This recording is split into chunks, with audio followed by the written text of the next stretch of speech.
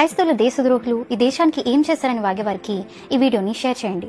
William Carey అని లండన్లో ఉండే క్రైస్తవుడు దేవుని సేవ చేస్తూ స్కూల్లో పాఠాలు చెప్తూ చెప్పులు కుట్టే వృత్తిలో ఉండే సమయంలో ఇండియాకి వెళ్లమని దేవుని నుండి పిలుపు వచ్చింది. తన భార్య ఇంకా సంఘము ఇండియాకి వెళ్లొద్దని అడ్డు చెప్పిన దేవుని పిలుపుకు లోబడి అతి కష్టం మీదుగా 5 నెలలు సముద్రంలో ప్రయాణం చేసి 1793లో కోల్కతాకి చేరుకున్నారు. 36 సంవత్సరాలు ఇండియాలో ఉండి 44 భాషలు నేర్చుకుని బైబిల్ ని ట్రాన్స్లేట్ చేయడమే కాకుండా జోషువా మార్ష్మాన్ అనే క్రైస్తవుడితో కలిసి రామాయణాన్ని ఇంగ్లీష్ లోకి ట్రాన్స్లేట్ చేశారు.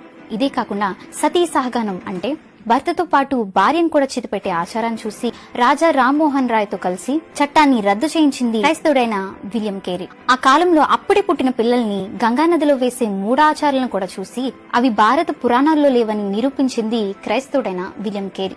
బ్రాహ్మణులు మగవాళ్ళకి తప్ప ఆడవారికి చదువు లేదని తెలిసి తన సొంత డబ్బుతో మొట్టమొదటిగా 1821న ఆడవాళ్ళకి పబ్లిక్ స్కూల్ స్థాపించింది క్రైస్తవుడైన విలియం కేరీ.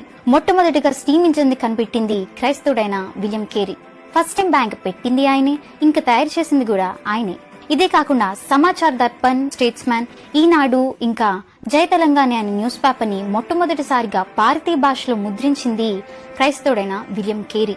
ఇన్ని చేసిన ఆయన మరణిస్తున్నప్పుడు చివరిగా పలికిన మాట ఏంటో తెలుసా? నేను చనిపోయినప్పుడు నా గురించి కాదు గాని నన్ను రక్షించిన రక్షకుడి గురించి మాట్లాడండి అని. ఇవన్నీ చేసింది ఒక్క క్రైస్తవుడైన విలియం కేరీ. ఈ ఒక్క క్రైస్తవుడు వెనకాల ఉండి నడిపించింది మాత్రం సర్వశక్తిమంతమైన దేవుడు.